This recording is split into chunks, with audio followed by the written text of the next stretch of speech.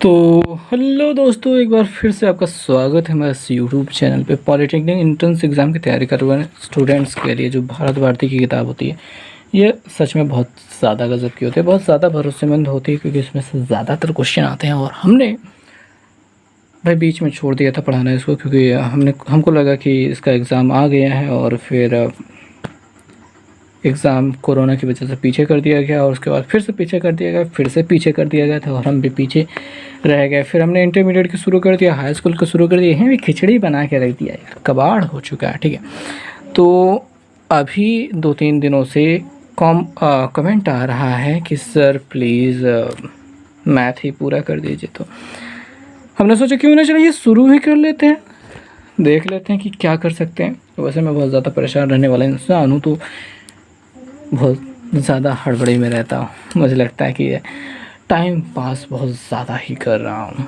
Okay, तो time pass करने बात छोड़ते हैं। अभी हमारे पास ये 15वां चैप्टर है। इससे पीछे की चैप्टर्स हमने कुछ सवालें छोड़ी हैं, कुछ सवालें कराई हैं। अगर आप को लगता है कि उन्हें पढ़ाना चाहिए तो कमेंट कीजिएगा। चैप्टर का नाम 1 से लेकर 14 तक है, कोई भी गिनती लिख दीजिएगा, ठीक है कि, और साथ में लिख दीजिए कि इसको पढ़ाना है पॉलिटेक्निक एंट्रेंस में, क्योंकि मैं भूल जाता हूँ भाई मैंने किस में क्या चीज़ कहा था।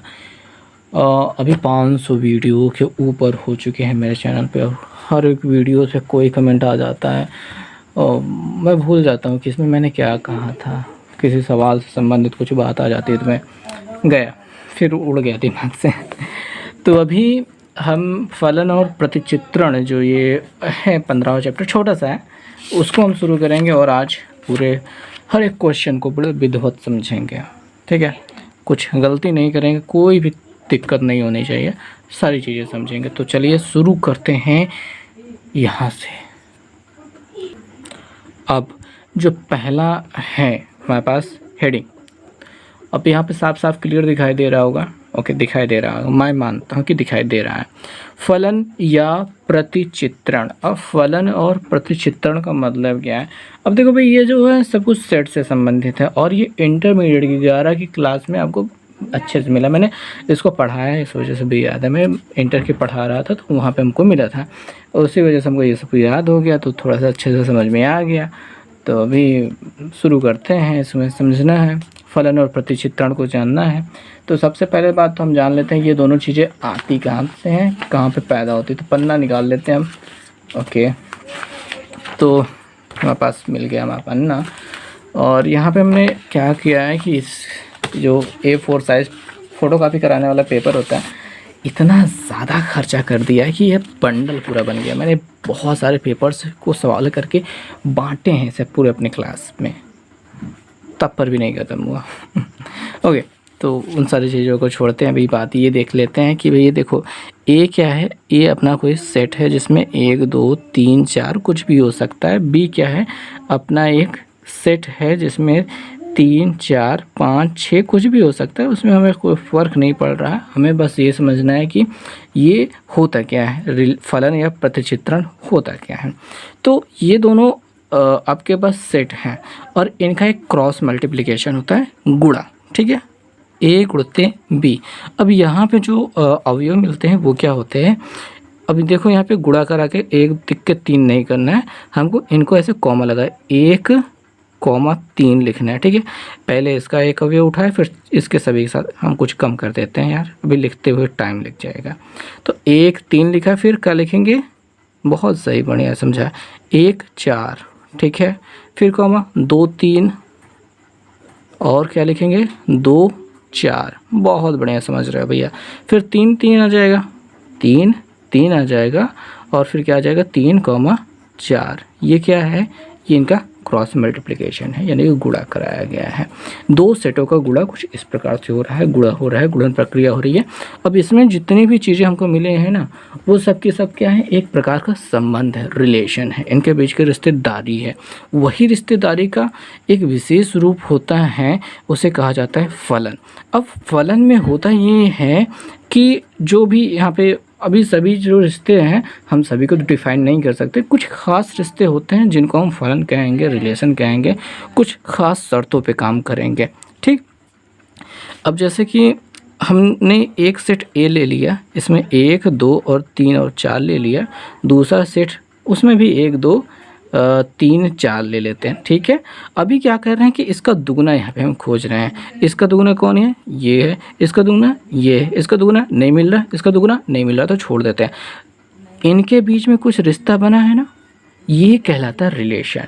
और इन रिलेशन में एक ख़ास प्रक्रिया ये होती है कि ये इसका एक गिनती सामने वाले केवल एक गिनती से मिलना चाहिए, तो ये कहलाता है फलन। ओके, आगे वाली गिनती से मिलना चाहिए केवल एक गिनती से, तो वो फलन कहलाता है।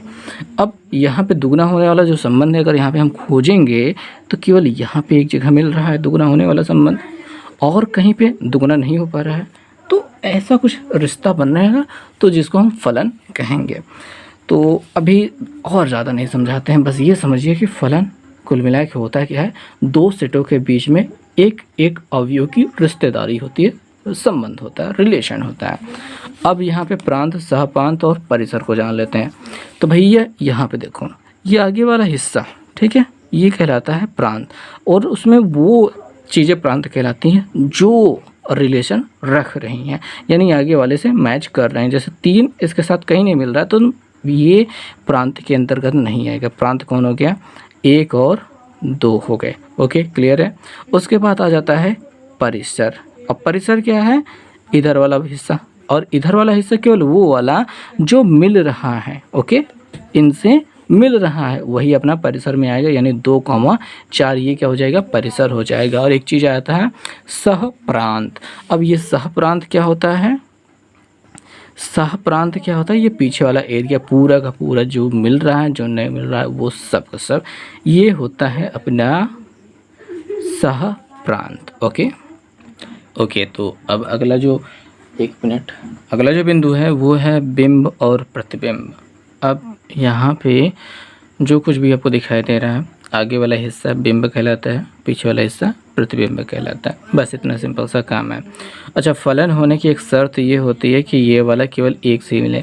जैसे ए यक्स से भी मिल रहा है, वाई से भी मिल रहा है, तो ये फलन नहीं होगा। ओके, ए यक्स से मिल रहा है, सी जेड से मिल रहा है, तो ये क्या है? फलन है। यहाँ पे आपसे फलन है या नहीं है इससे पूछा जाएगा, तो सब कबाड़ भी देखा जाएगा। फिलहाल बिंब के बारे में जान लीजिए कि आगे वाला हिस्सा बिंब होता है और पीछे वाला हिस्सा प्रतिबिंब होता है। ओके, सॉरी, यहाँ पे थोड़ी सी गलती हो गई। आगे वाला बिंब होता है, मतलब इधर वाला बिंब होता है, पीछे वाला प्रतिबिंब होता है। प्रतिबिंब, यहाँ पे प्रतिबिंब का थोड़ा सा प्री इमेज होना चाहिए, पूर्व बिंब कहा जाता है, प्रतिबिंब नहीं, पूर्व बिंब, इस वजह से गलती हो गई। तो प्री इमेज का मतलब होता है पूर्व बिंब। अब देखेंगे यहाँ पे पूर्व बिंब जो किताब में होती है उसमें था, इसमें प्रतिबिंब लिख दिया गया, तो इस वजह से थोड़ी सी कन्फ्यूजन हो गई। तो बिंब ये होता है पूर्व बिंब, या फिर प्री इमेज की बात करेंगे तो इधर वाला हिस्सा। प्री का मतलब पहले वाला हो गया ना, तो ये हो गया। अब इधर वाले जो भी अवयव इससे मिल रहे हैं तो वो प्री इमेज हो गए, इधर वाले इमेज हो गए।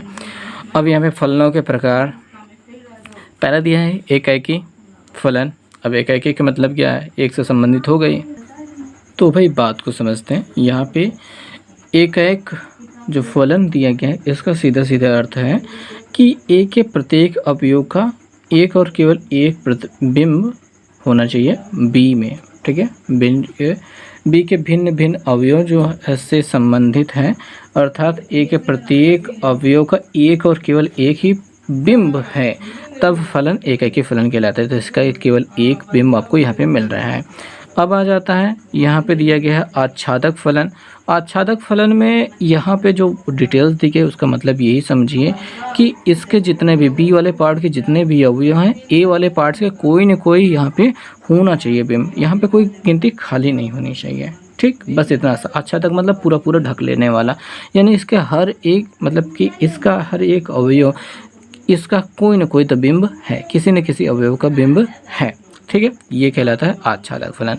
अंतःक्षेपी फलन जो कहलाता है यहाँ पे दिखाई दे रहा है। तो यहाँ पे बस इतनी सी बात है कि एकाध अवयव हैं जो छूट जा रहे हैं, यानी कि वो इसका फलन, मतलब कि इससे इसका बिंब नहीं बन पा रहे। जैसे यहाँ पे 3 दिखाई दे रहा है, 3 किसी का बिंब नहीं है, मिल नहीं रहा है, इसलिए इसको अंतःक्षेपी फलन कहा जाएगा। अब यहाँ पे ज़्यादा आपको सोचने की ज़रूरत नहीं है, जब आपको क्वेश्चन में ज़रूरत पड़ेगी बहुत ज़्यादा इसमें समझने की, तब आपको वहाँ पे समझा जाएगा, देखा जाएगा, ठीक है। और यहाँ पे है बहुएकाकी फलन। यहाँ पे जो दिया गया है बहुएकाकी फलन में, तो यहाँ पे एक से अधिक अवयवों का बी में एक ही प्रतिबिंब है। तो यहाँ पे दो लोगों को एक साथ मिल जा रहा है, तो जैसे कि यहाँ पे दो लोग ए में हैं और बी में एक ही के साथ मिल जा रहे हैं, तो यहाँ पे बहुएकाकी फलन यह कहला रहा है। नोट दिया गया है सम फलन इवन फंक्शंस एकाकी फलन नहीं होते हैं। तो बात को छोड़ देते हैं। अभी हम क्या करेंगे, यहाँ पे प्रश्नावली पे चलेंगे और ध्यान से देखेंगे। यहाँ पे सभी क्वेश्चन मैं नहीं करवाऊँगा क्योंकि कुछ क्वेश्चन बहुत आसान हो जाने वाले हैं, तो जो आसान है वो मैं आपके लिए छोड़ दूँगा। तो पहले शुरू करते हैं, देखते हैं कि कितना क्वेश्चन हम कर पाएंगे यहाँ पे। तो भाई ये तो रहा पहला प्रश्न। ओके, f(x) बराबर दिया गया है, ये कोई एक रिलेशन है 3x + 4/x² + cx + 2, और आपको याद करना है f0 एंड f-2 का वैल्यू। दोनों के लिए आपको ऑप्शन में क्या दिया है, कॉमन लगा के दिया है अलग अलग। मैं केवल इसको निकालने का बताते रहा हूँ आपको। बस आपको f0 लिखना है, जहाँ पे 3 है लिख दिया, x की जगह पे क्या रख दिया 0 + 4 है लगा दिया, 0² हो गया, 0 हो गया, +2 हो गया। कोई कन्फ्यूज़न है? कोई कन्फ्यूज़न है बताओ भाई? कुछ नहीं करना है, बहुत ही आराम से जैसे हम यहाँ पे x की वैल्यू रखते आए हैं हमेशा से, वही आज भी करेंगे। रख दिया हमने, 3 0 0 हो जाएगा, ऊपर बचेगा 4, यहाँ पे 0 होगा, नीचे बचेगा 2, काट देंगे कितना बचेगा 2 बच जाएगा, ये हो जाएगा आपका आंसर। सेम यही सिचुएशन आप -2 को रख करके कीजिए और आंसर खोज लीजिए। विकल्प में आपको दिखाई दे रहा था। अब देखिए यहाँ पे विकल्प में कितना है, 2, -1/2 है, पहला विकल्प है। 3, -1/3 है, दूसरा विकल्प। -1/2, 2 है, और -1/3 और 3 है। तो यहाँ पे कौन सा सही हो रहा है भाई? मेरे दृष्टि में पहला ऑप्शन सही है, बिकॉज देखिए यहाँ पे भी मिल रहा है, बट यहाँ पे 2 क्या है पीछे दिया गया है, यानी कि वो इसके उत्तर की बात कर रहा है, बट यहाँ पे तो गलत है भैया। हमें f0 पे कितना मिल रहा है, 2 मिल रहा है, तो पहला वाला विकल्प क्या हो गया, सही हो गया। और बाकी तो इन दोनों विकल्पों के देखने का कोई मतलब नहीं है। आगे बात करेंगे दूसरे प्रश्न की। तो भाई चलो दूसरा प्रश्न शुरू करते हैं। क्या दिखाई दे रहा है यहाँ पे? अच्छा, पसंद आए तो लाइक कर दीजिए, ये कहने की ज़रूरत ना पड़े। ये बहुत अच्छा लगता है अगर आप लोग लाइक करते हैं, कमेंट करते हैं अच्छा सा, तो वो ज़्यादा अच्छा लगता है, समझ में आता है कि हाँ कोई देख रहा है। ये नहीं हो कि भाई कमेंट कर दिए पता ही नहीं चला, मतलब बहुत सारे देख लिए पता ही नहीं चला कहाँ जा रहे हो, कौन देख रहा है, क्यों नहीं देख रहा है, सब कुछ हो जाता है। अच्छा, ये वाला क्वेश्चन क्या है, आपको f(x) बराबर दिया गया है, अब इसका मान निकालना है। अब यहाँ पे क्या दिखाई दे रहा है, x + h है, यहाँ पे f(x) है, माइनस करके h दिया गया है, ये h है, n नहीं समझ लीजिएगा, मेरा h थोड़ा सा ख़राब ही होता है। तो क्या करते हैं, बस वैल्यू उठा के रखेंगे। अभी क्या है कि यहाँ पे 2x² है, तो यहाँ पे 2 रख दिया, x की जगह पे क्या होगा x + h रखेंगे, x + h रखेंगे, होल स्क्वायर लगा दिया, +4 लगा, वहाँ पे x + h रखा है, अब +1 कर दिया। कोष्टक थोड़ा सा बंद कर देंगे क्योंकि अभी यहाँ पे गुणा करना है और यहाँ पे मझला कोष्टक बनाना चाहिए था, बट क्या करें जाने तो। -f(x) की जगह पे वही पूरी गिनती उठा के रखो। अब चूँकि यहाँ पे माइनस लगा है, इस वजह से कोष्टक बनाना बहुत ज़रूरी है, ताकि माइनस से अंदर गुणा करके अपना चिन्ह बदला जा सके, और यहाँ पे बदलना भी ज़रूरी है। और हर जगह जब भी ऐसा कोई काम हो तो याद रखो भाई ऐसा ही करना पड़ता है। अब अगर आपने गलती से कोष्टक नहीं लगाया तो माइनस केवल इसके साथ रह जाएगा, इसके साथ तो पहुँचेगा नहीं। अब न्योता बैठा दिया, दावत चल रही है, बैठा दिया, पूरी केवल इसको देखे चले आए। अब जब तक कहोगे नहीं भाई कि सभी लोगों तक आप पहुंचाओगे नहीं, तब यही तक रह जाएगा, और जब यही तक रह जाएगा तो बेइज्जती ये लोग कर देंगे ना। तो बस वही बात है कि आपको सभी तक पहुंचाना है और अच्छे से पहुंचना चाहिए ना, कि आपने किसी को दिया और किसी को नहीं दिया। तो अगर किसी एक को भी आपने कुछ नहीं दिया तो समझ लो, अगर देना है तो सभी को दो, लेना है तो सभी से लो। तो यही होता है कोष्टक में। तो न्योता खाने बैठे हैं ना, तो सभी तक पहुंचाओ पूड़ी। अच्छा, यहाँ पे भी पूड़ी पहुंचा लेते हैं। तो ये कोष्टक लगाते हैं, 2 लगाया। अभी देखें यहाँ पे होल स्क्वायर करेंगे और यहाँ पे हम कोष्टक लगा कर रखेंगे क्योंकि अभी यहाँ पे विस्तार बनेगा। क्या बनेगा, ए x square plus h square plus 2 ही गुणते एक्स और एच मिलेगा। अच्छा कोष्टक बंद कर देते हैं, क्यों, क्योंकि न्यूनतम में भाई 2 को पहुँचाना है, 2 को आगे तक पहुँचाना है, 2 पूरी के जैसा है उसको भी पहुँचाना है और 4 को दोनों जगह पहुँचाओ। अब यहाँ पे +4 है, चिन्ह का कोई टेंशन ही नहीं है। तब 4x और प्लस 4h हो जाएगा और +1 है और कोष्टक बंद रखो, अभी बाद में देखते हैं। अब माइनस से अंदर गुणा कराए दो तो -2x² हो जाएगा और -4x हो जाएगा और -1 हो जाएगा, कोई दिक्कत तो नहीं। अब यहाँ पे कोष्टक बनाएंगे नहीं, काहे कि कोष्टक बनाने में ज़्यादा लफड़ा हो जाएगा। अच्छा नीचे चलते हैं। अच्छा यहाँ पे सभी के बटे में एच भी करना था, वो तो हम भूलेंगे, चलो ये अच्छी अकेले है वो बाद में लगा लेंगे, लेकिन लगा लो नहीं तो क्या मतलब है। अच्छा जी आगे गुणा कराते हैं, 2 से अंदर गुणा कराएंगे 2x² हो जाएगा प्लस 2h² हो जाएगा प्लस 2 दूनी 4x हो जाएगा और यहाँ पे अच्छा 4x तो है ही प्लस में पहले से और प्लस 4h भी है और प्लस यहाँ पे 4 से 1 में गुणा नहीं हुआ था, ठीक है वो अच्छा बात है। -2x² -4x और -1 है। अब मुझे बहुत ज़्यादा पसंद है क्या, काटना, किसको, जो भी मिल जाए सबको काट डालो भाई। जैसे कि 2x² कट गया, 1 और 1 कट गया और कोई कटेगा, कोई है, हाँ 4x है, 4x कट गया, ठीक है जितना भी कटना था काट दिया हमने। अब यहाँ पे 2x² था, यहाँ पे 4xh और कोई है नहीं है 4xh और यहाँ पे क्या है +4h, ठीक है बहुत अच्छी बात है। अपॉन h कॉमन ले लो भाई, वही काटने के लिए तो वो था ही, h कॉमन ले लेंगे तो क्या हो जाएगा 2h + 4x + 4 अपॉन h, काट डालो।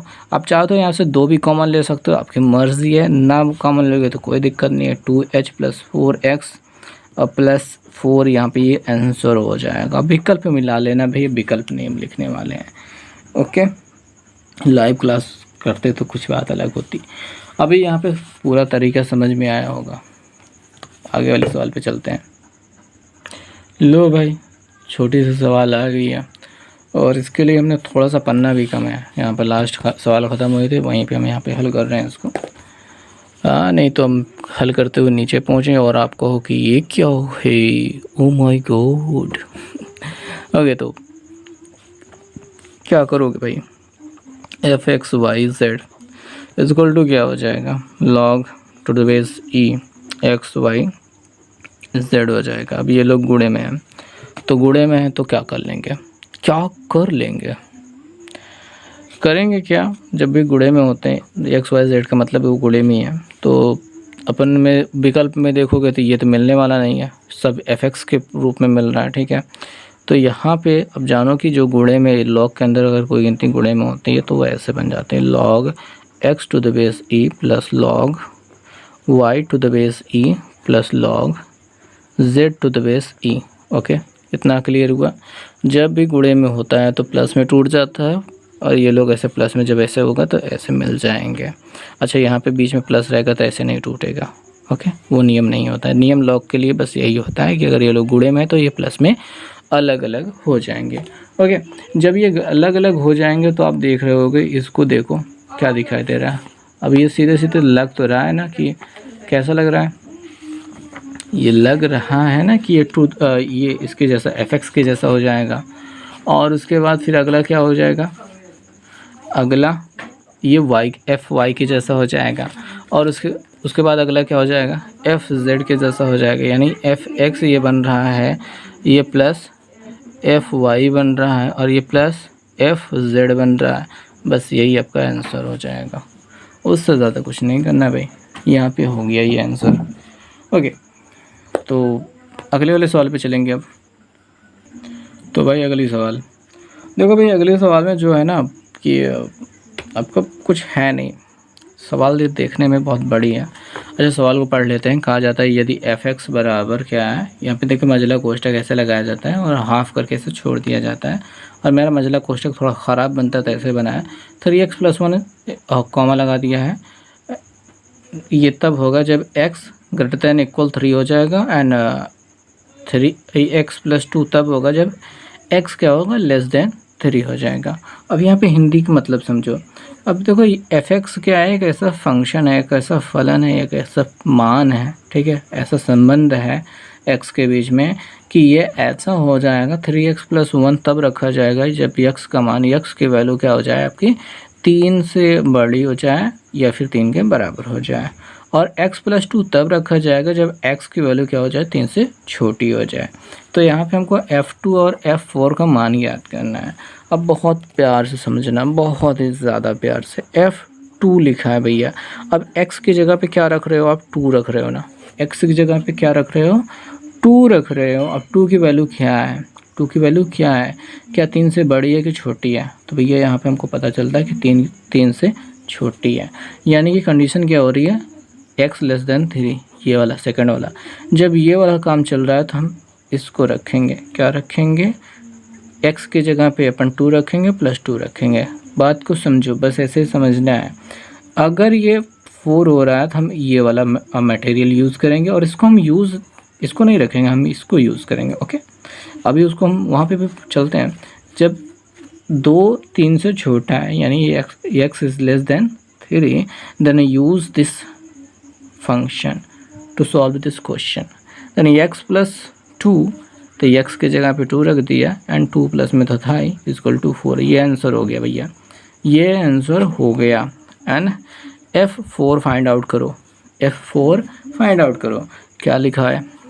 तो x का मान क्या होगा, 4 से बड़ा हो जाएगा। यहाँ पे देखो 4 से बड़ा और 3 से बड़ा हो रहा है। x का मान क्या है, 3 से बड़ा हो रहा है। यहाँ पे आपके पास x बराबर क्या है, 4 है, वो 3 से बड़ा हो रहा है। तो फंक्शन क्या यूज़ होगा, 3x + 1 यूज़ होगा। तो यहाँ पे रख देंगे 3x की जगह पे 4 + 1। तो यहाँ पे 4 3 12 1 13 आंसर आ रहा है। ये आंसर हो गया।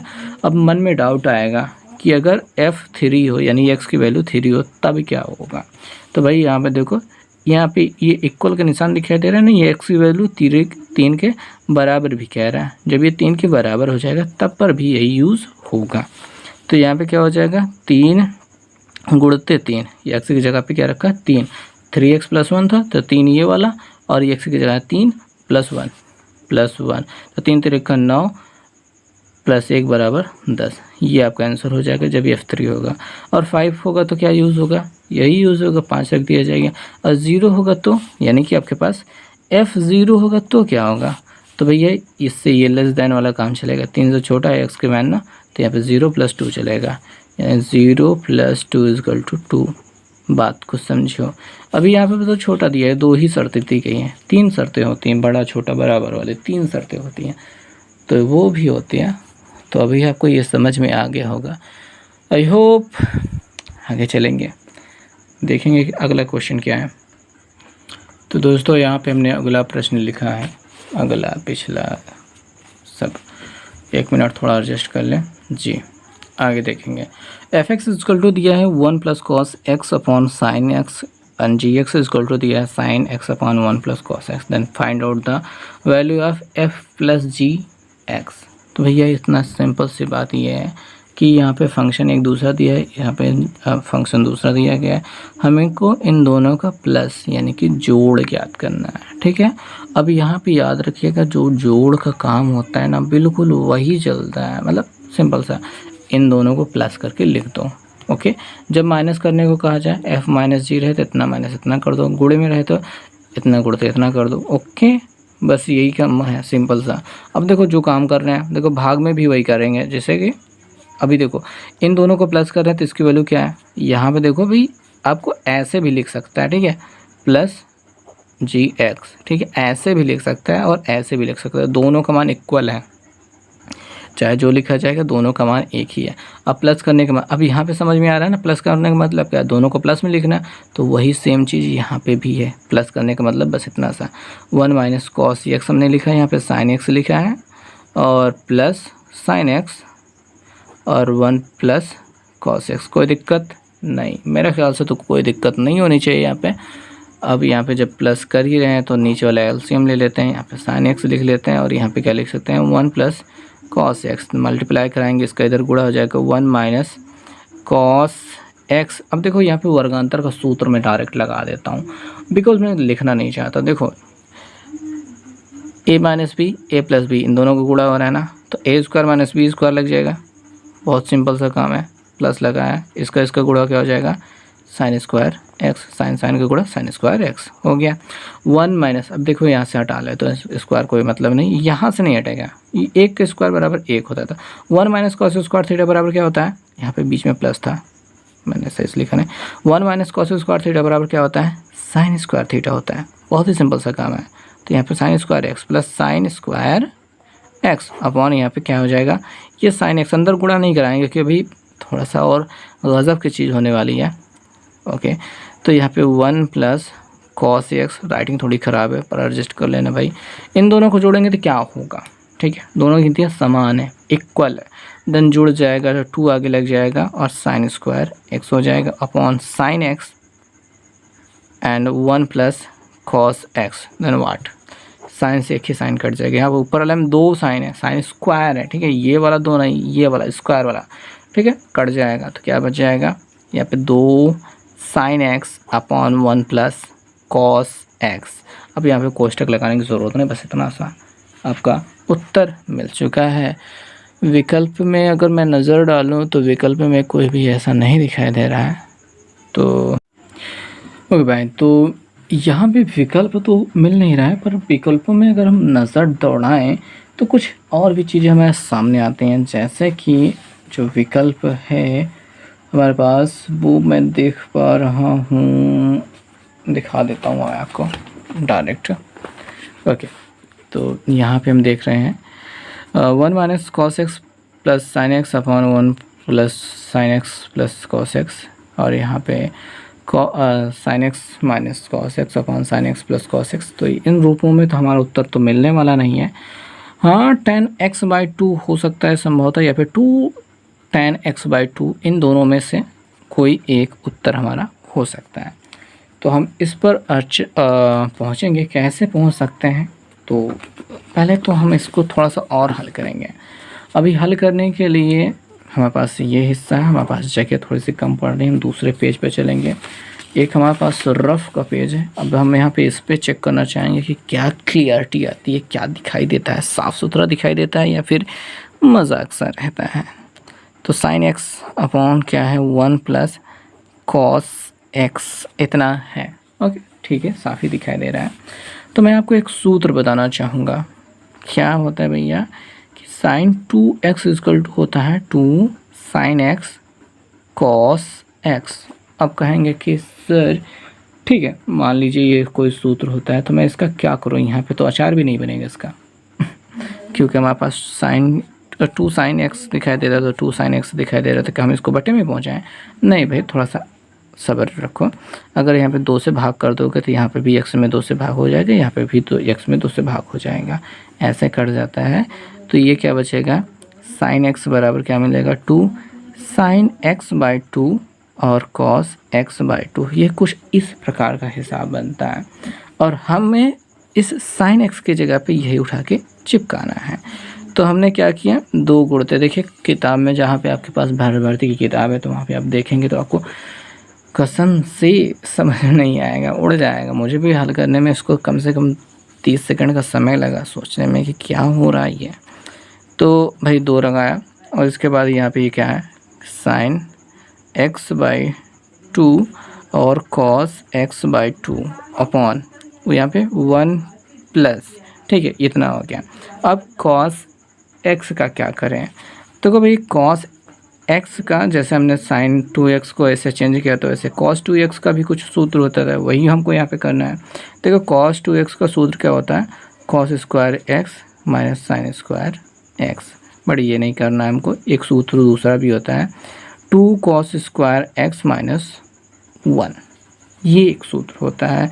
और एक सूत्र ये होता है 1 minus sine square, sorry 2 sine square x, एक सूत्र ये भी होता है। ओके, तो ये भी प्रयोग होता है। और अभी एक सूत्र और भी होता है, उसके बराबर 1 माइनस tan स्क्वायर x, और यहाँ पे होता है 1 प्लस tan स्क्वायर x। इसका हम बाद में यूज़ करेंगे, फ़िलहाल हम यहाँ बस इतना सा देखेंगे। हमारे पास एक क्या है, प्लस में हम इसको माइनस कर सकते हैं केवल इस सूत्र का प्रयोग करके। अगर यहाँ पे हम रखते हैं तो -1 से +1 गायब हो जाएगा, कट जाएगा। तो यहाँ पे cos 2x बराबर इतना कुछ हो रहा था, cos x बराबर अगर हम 2 हटा देते हैं बटे में 2 आ जाएगा।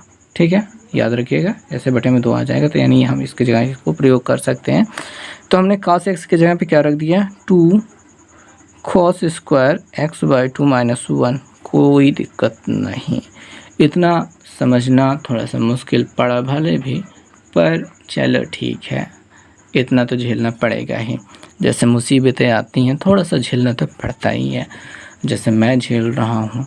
ठीक है, इतनी मेहनतों के बाद 500 वीडियो बनाने के बाद भी हम अभी केवल 2000 सब्सक्राइबर तक पहुँचे हैं।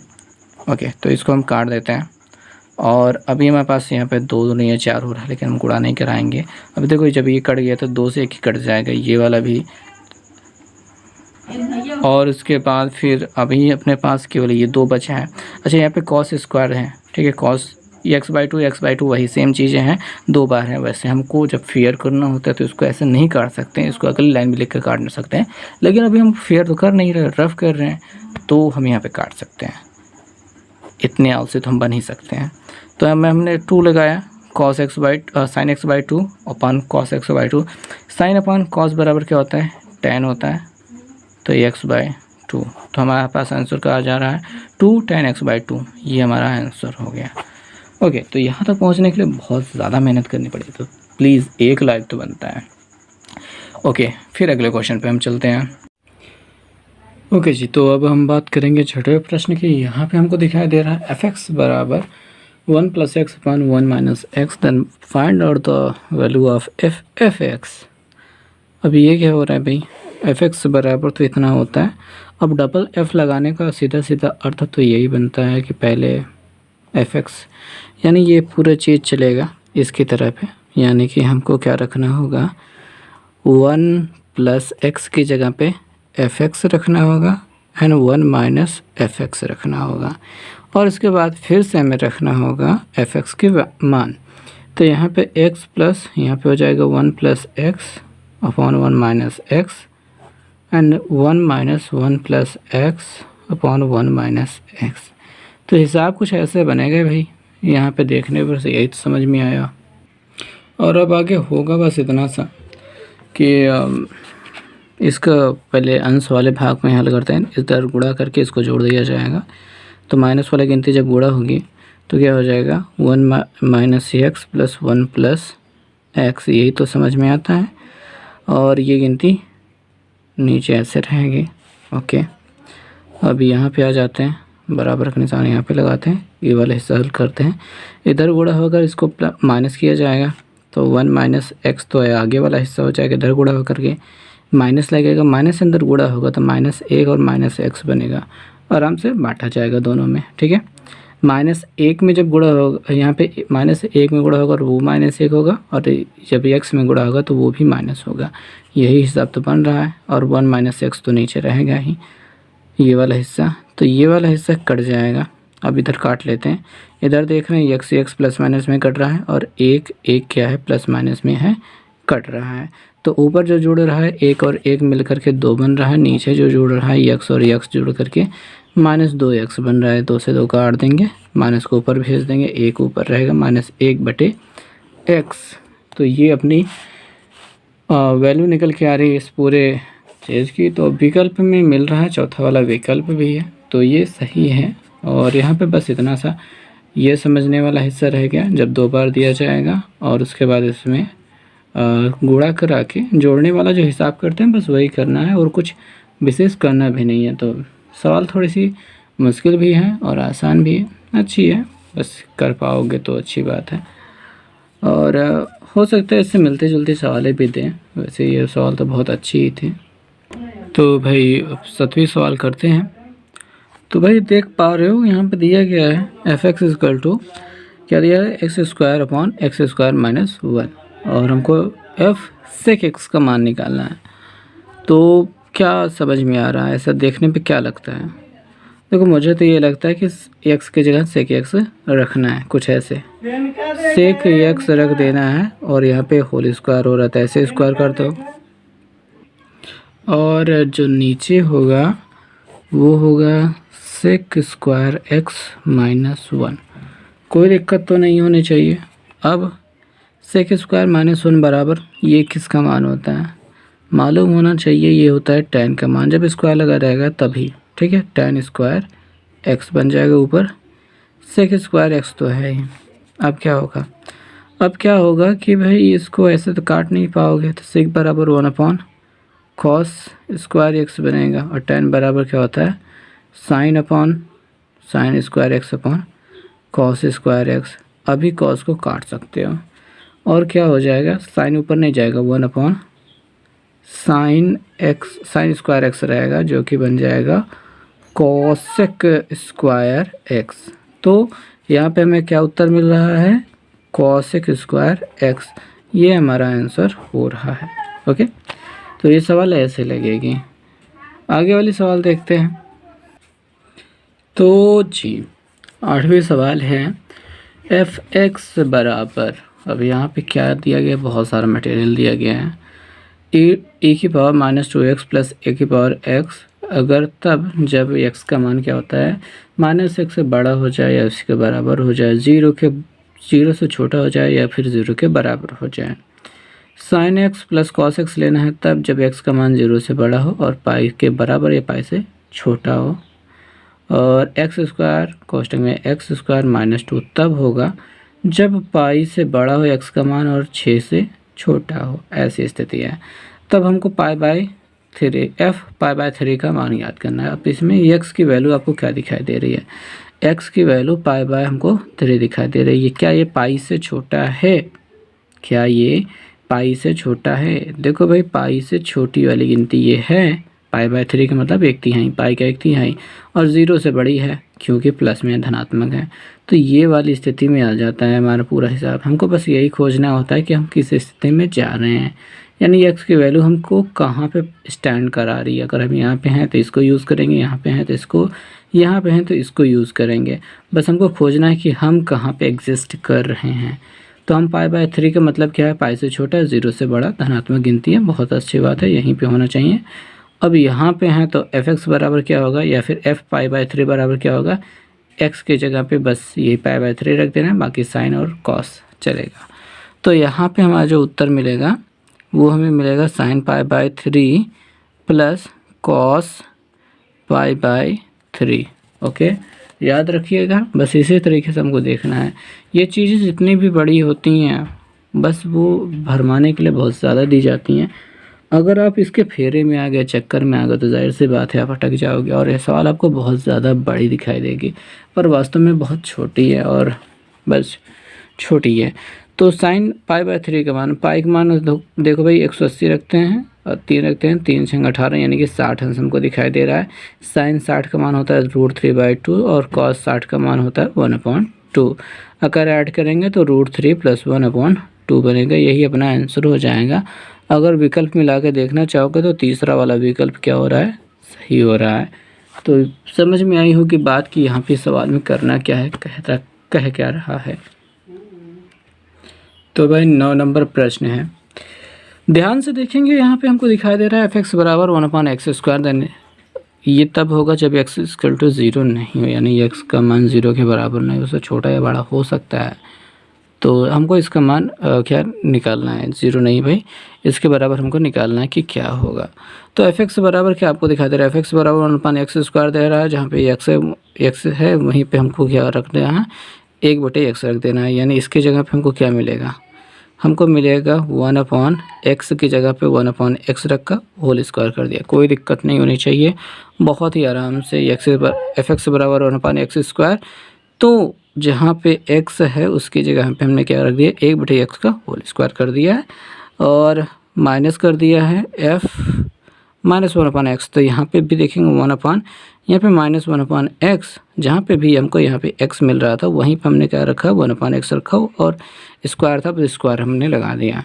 तो अब हमको क्या मिलता है, देखिए ये यहाँ पे 1/x² मिलेगा, ठीक है। माइनस ऐसे रहेगा। अब यहाँ पे जब वर्ग करोगे तो क्या एक मिल जाएगा, एक्स स्क्वायर का क्या हो जाएगा, एक्स स्क्वायर हो जाएगा। अब एक्स ऊपर चला जाएगा तो एक्स ये वाला ऊपर गया तो एक्स स्क्वायर नीचे से ऊपर जाएगा, ठीक है। और एक नीचे बैठे में रहेगा, कोई दिक्कत नहीं, उससे कोई फ़र्क ही नहीं पड़ता, उसको लिखना भी नहीं है। एक्स स्क्वायर ऊपर जाएगा तो एक्स स्क्वायर हो जाएगा।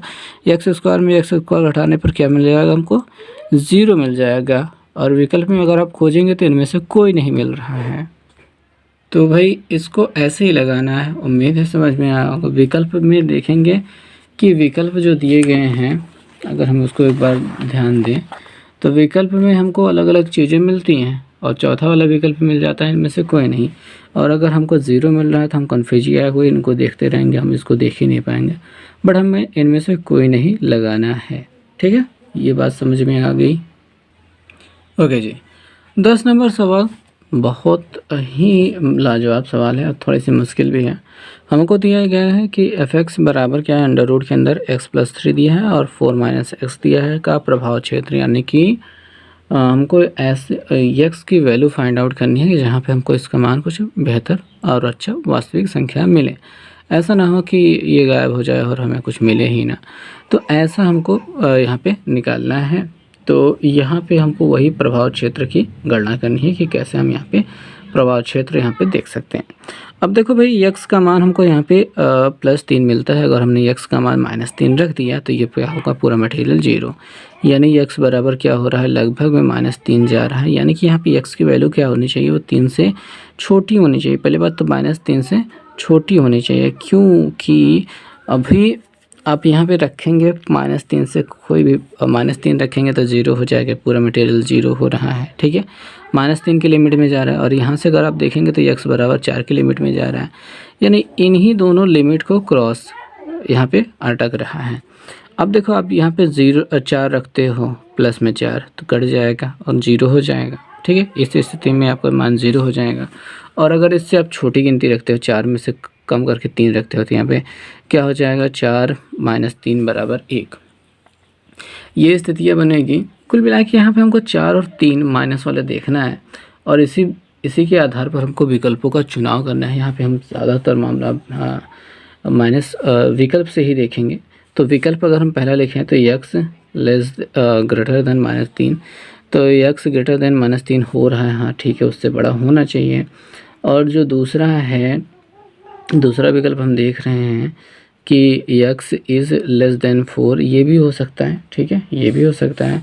तीसरा विकल्प है -3, x लेस देन x और यहाँ पे लेस देन 4, और चौथा है यहाँ पे -3 और ये 4 करके। तो ये जो कोष्टक का मतलब होता है, ये बंद कोष्टक का एक समुच्चय लिखने का एक तरीका है, खुला और बंद। अब इसका मतलब होता है कि 4 और 3 को ले करके आगे पीछे बढ़ते हुए चले जाएं, सॉरी वो छोड़ करके होता है।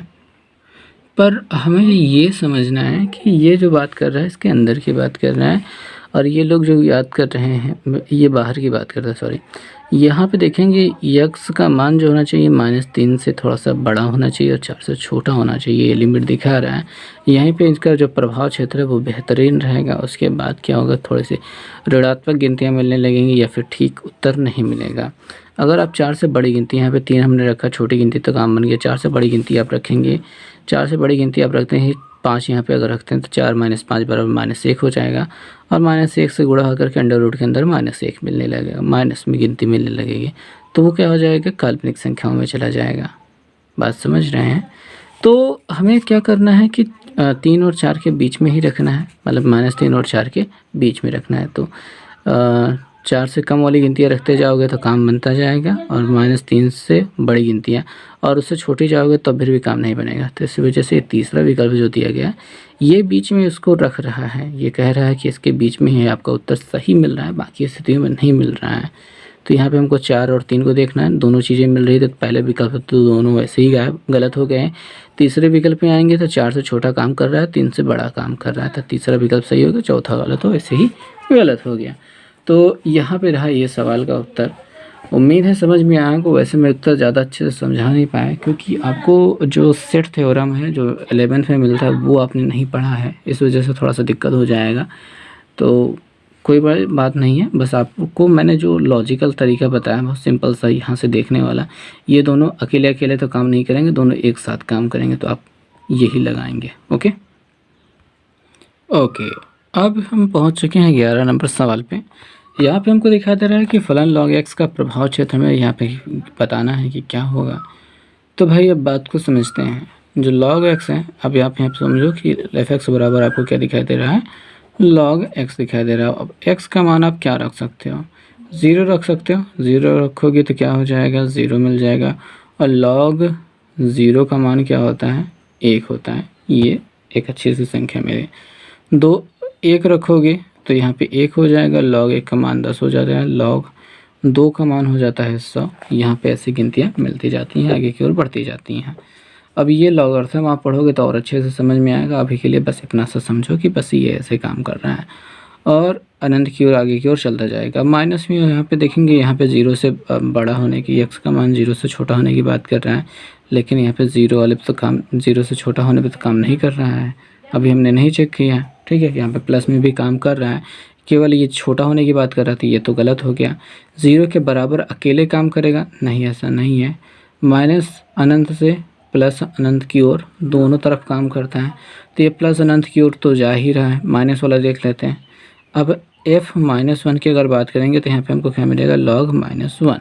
log में क्या मिलेगा, -1 मिलेगा। अब log में जब -1 मिलेगा तो यहाँ पे सिस्टम हो जाएगा 1 शायद